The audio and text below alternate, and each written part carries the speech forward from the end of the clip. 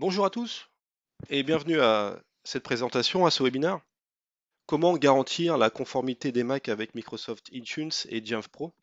Alors à travers ce webinaire, nous examinons dans un premier temps le partenariat stratégique qui a été conclu entre Jamf et Microsoft et comment cet accord garantit que seuls les utilisateurs de confiance, travaillant sur des appareils fiables avec des applications conformes, accèdent aux ressources entreprises.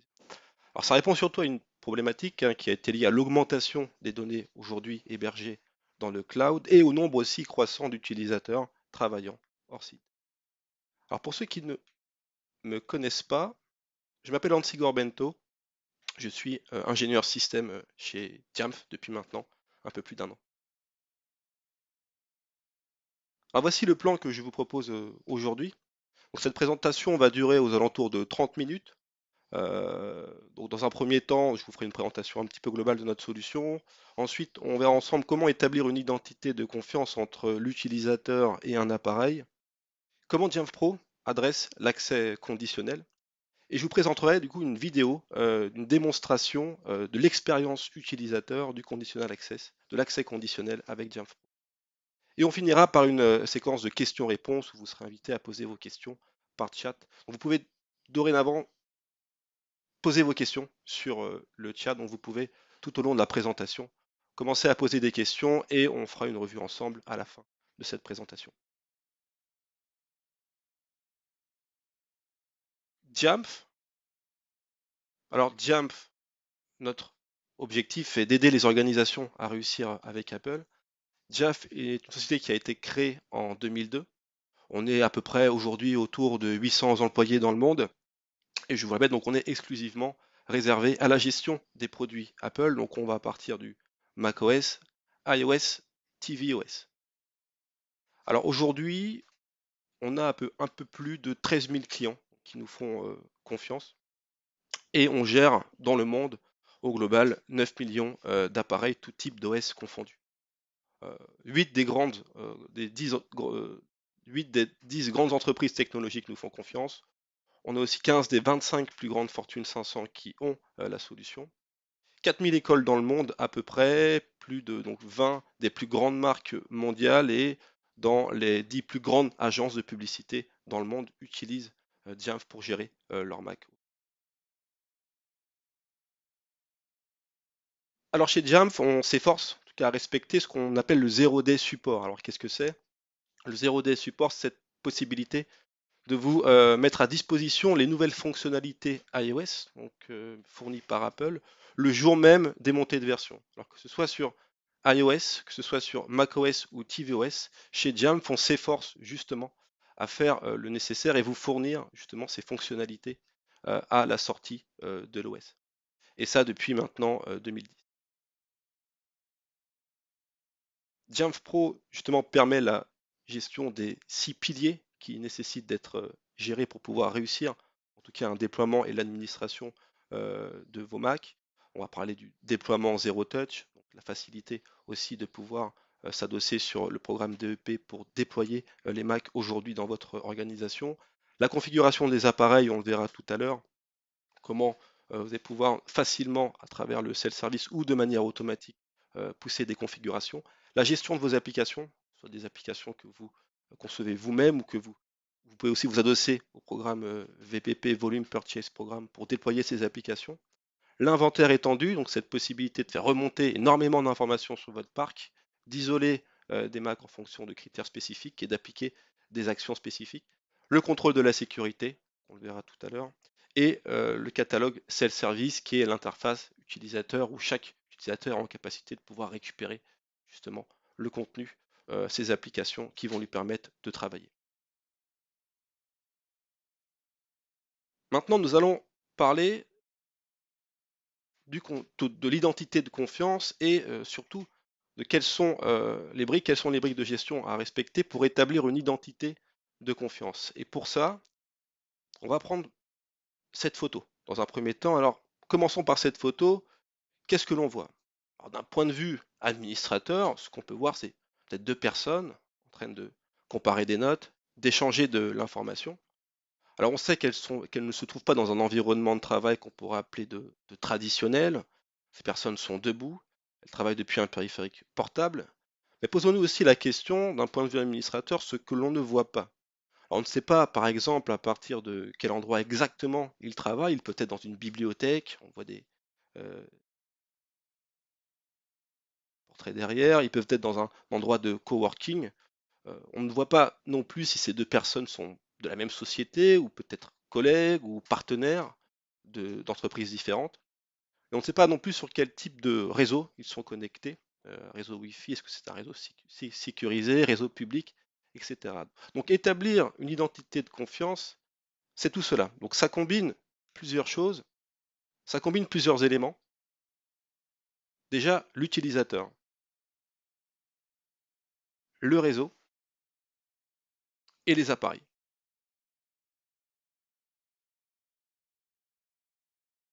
L'utilisateur.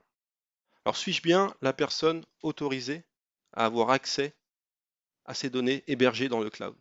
Alors, quand on parle d'utilisateur, c'est quels sont les mécanismes qui vont nous permettre aujourd'hui, donc qui sont mis à disposition du service informatique, pour s'assurer que l'utilisateur est bien celui qu'il prétend être. Donc on a des méthodes, on va dire traditionnelles, par exemple la mise en place d'un mot de passe, logging mot de passe, avec une complexité de caractères, une longueur minimum, une fréquence de mise à jour. On peut aussi parler du SSO et de l'authentification à plusieurs facteurs qui permet, en plus d'un mot de passe, d'avoir une expérience utilisateur meilleure et une méthode plus sécurisée pour renforcer la sécurité du mot de passe.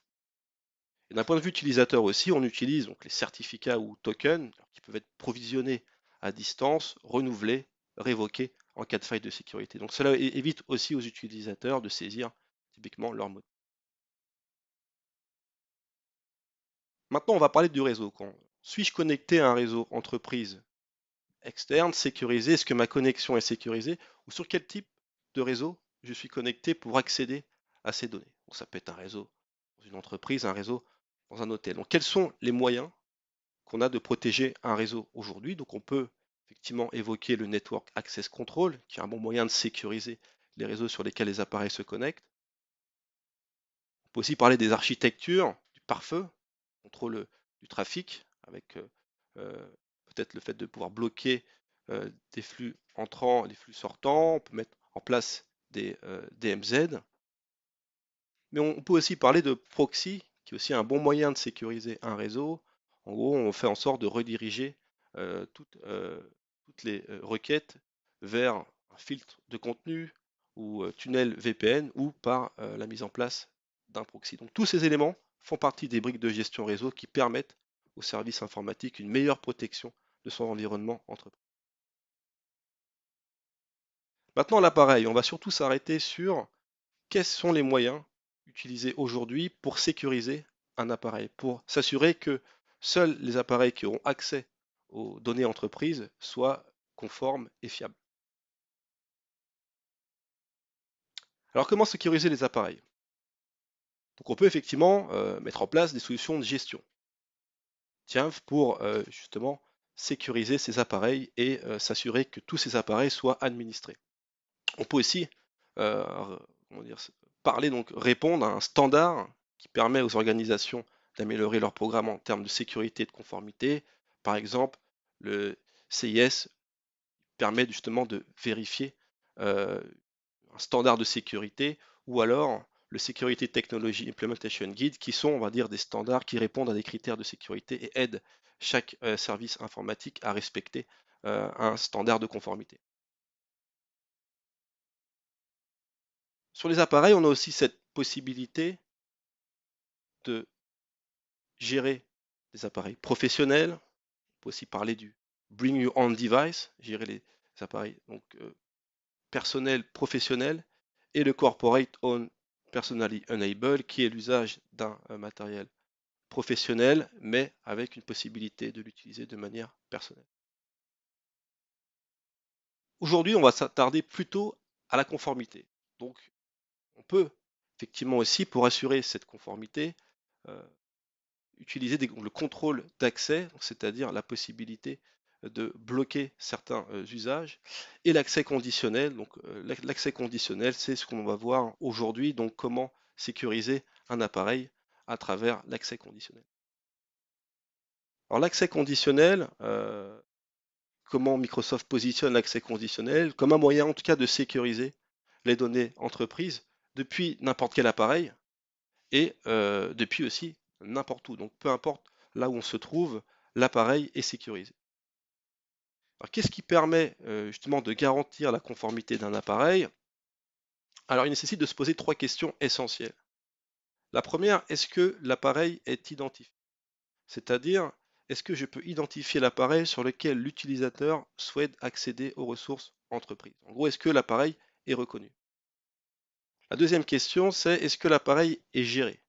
Donc, est-ce que l'appareil est enrôlé ou administré, typiquement, à travers la solution Jamf Pro?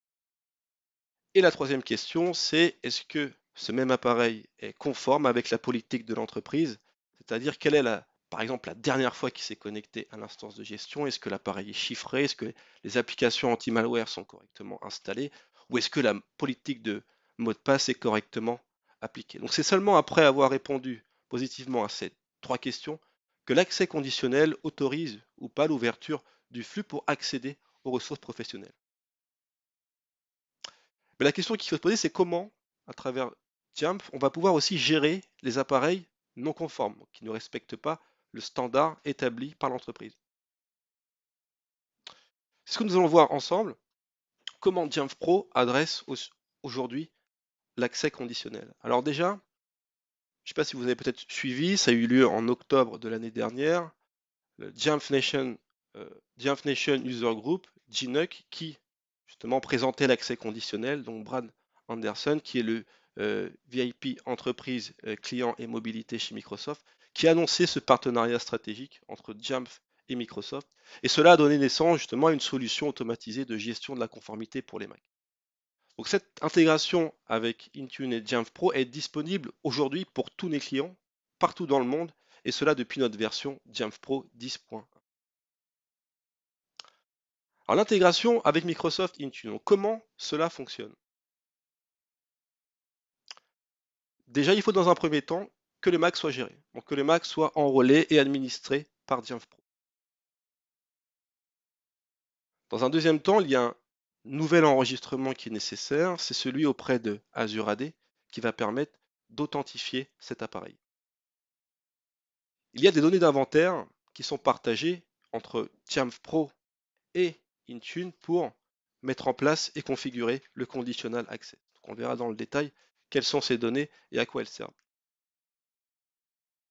Après, le deuxième monteur de conformité, c'est Intune. Intune va permettre d'évaluer la conformité et d'assurer l'accès conditionnel.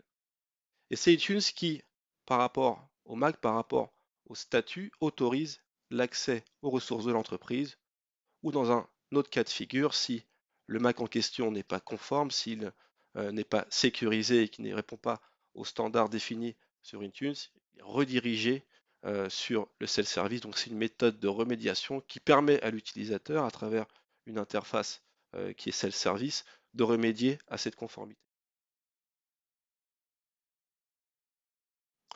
Alors comment ça fonctionne? Comment cela fonctionne? Alors prenons l'exemple de ce Mac qui est enrôlé, qui est géré, et d'un utilisateur qui souhaite justement pouvoir récupérer sa messagerie, synchroniser sa messagerie sur son Mac.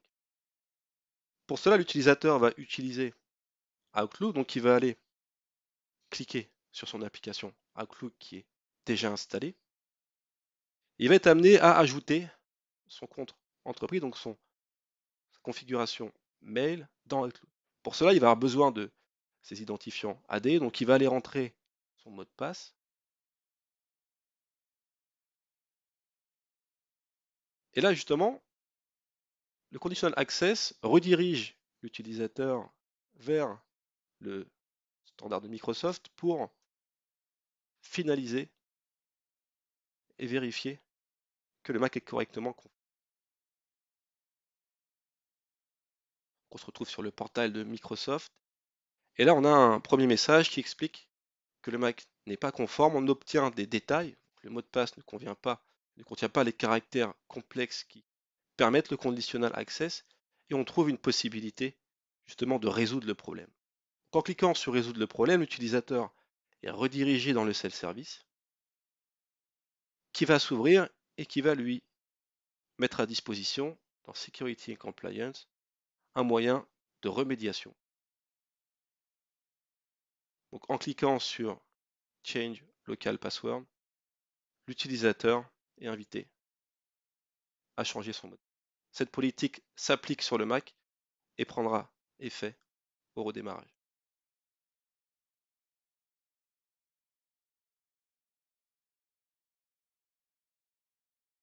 L'utilisateur, vous fermez sa session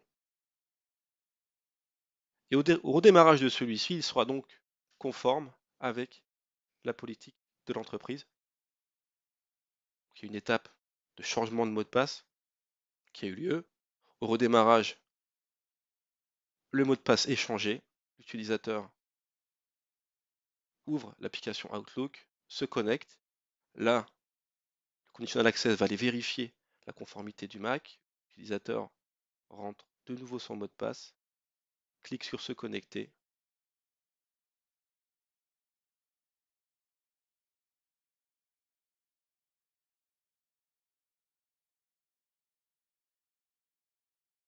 Et en arrière-plan, on peut voir déjà les synchronisations des mails qui se réalisent.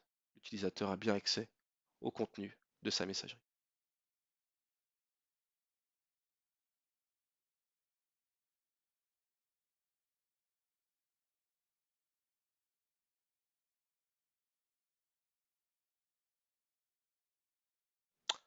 Maintenant, en termes de prérequis.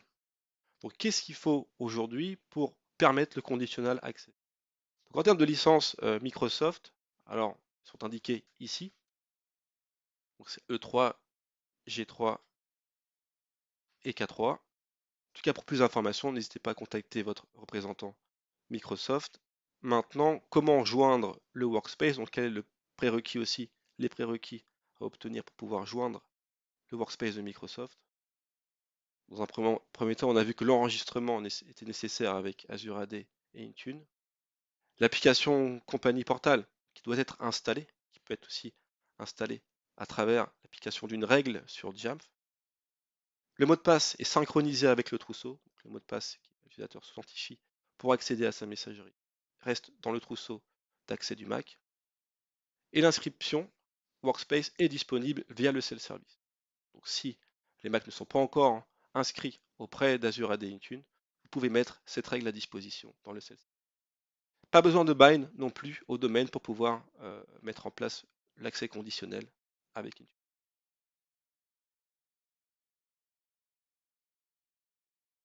Maintenant, quelles sont les informations, quels sont les attributs de l'appareil reportés dans Intune? On va retrouver le numéro de série, l'adresse, toutes ces informations qui sont indiquées à l'écran seront visibles et reportées dans Intune, ce qui peut être amené et très utile pour générer des rapports directement depuis. Quelle est la liste des configurations envoyées à Azure AD? Donc, quelles sont les configurations et l'accès conditionnel possible? Donc, on peut envoyer le statut SIP, System Integration Protection, le statut sur les versions de l'OS utilisées, le statut de chiffrement, statut du mot de passe, local, longueur, complexité, expiration. Donc, ce sont les leviers sur lesquels on peut aujourd'hui appliquer le conditional access et permettre justement de sécuriser les données entreprises.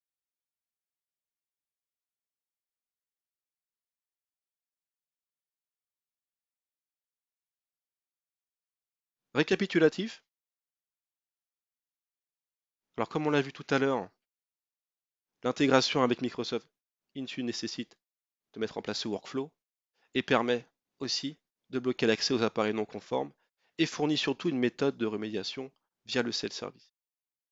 Par ailleurs, Jamf Pro vous permet aussi d'aller beaucoup plus loin dans la gestion et l'administration de votre Mac. Vous pouvez déployer, donc inscrire l'appareil avec plusieurs méthodes, le DEP ou l'inscription par l'utilisateur. Configurer aussi ces appareils en poussant des profils de configuration ou des règles. Permettre aussi la gestion des applications, en poussant PKG, MPKG, DMG ou aussi les applications qui sont fournies sur le store VPP.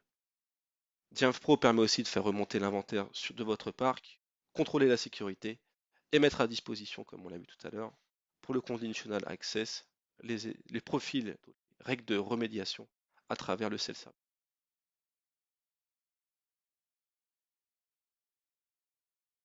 Prochaines étapes. Alors n'hésitez pas à aller récupérer nos ressources, ce qui est livre blanc, vidéo, documentation, études de cas. Vous avez aussi la possibilité d'accéder à nos webinaires. Celui-ci sera aussi mis à disposition sur notre site. Et si vous ne connaissez pas encore la communauté Jamf Nation, je vous invite en tout cas à inscrire à vous, à créer un compte justement pour pouvoir bénéficier de cette communauté en tout cas et des différents administrateurs qui partagent énormément d'informations sur ce site communautaire. Il y a aussi un tag français hein, que vous pouvez retrouver dans toutes vos discussions. Il suffit d'aller ajouter le tag FR à cette discussion.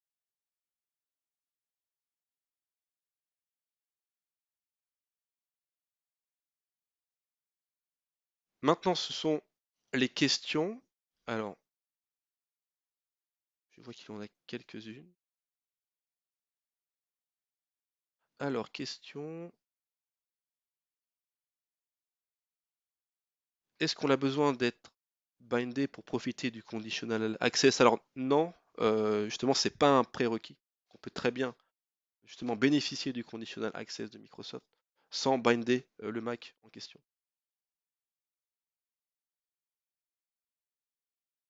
Alors, est-ce que la conformité est valable pour tous les utilisateurs? Alors, on a vu tout à l'heure hein, les statuts, donc les règles de conformité qu'on peut mettre à la disposition sur le conditional access. On en a d'autres, bien évidemment. On peut très bien aussi mettre à disposition de nouvelles règles et pousser ces règles par groupe depuis la console. Tiens, donc on peut aussi avoir des règles de conformité qui proviennent du conditional access de Microsoft, mais d'autres règles de conformité supplémentaires qu'on peut ajouter pour pouvoir bénéficier aussi des données entreprises. Est-ce que l'on peut configurer la conformité a posteriori? Alors oui, on peut très bien avoir des Mac hein, qui sont déjà déployés. Si vous avez besoin de justement gérer cette conformité avec Microsoft, les enrôler à travers Jamf et mettre en place cette conformité. Donc effectivement, on peut très bien bénéficier des avantages du conditional access sur un poste Mac a posteriori.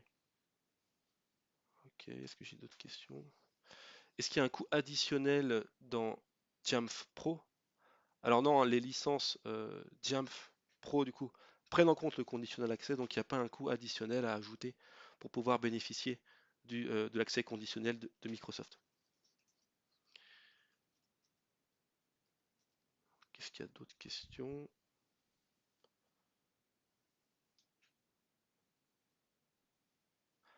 Merci, en tout cas merci de votre temps, merci d'avoir participé à ce webinaire et je vous souhaite une très bonne fin de journée.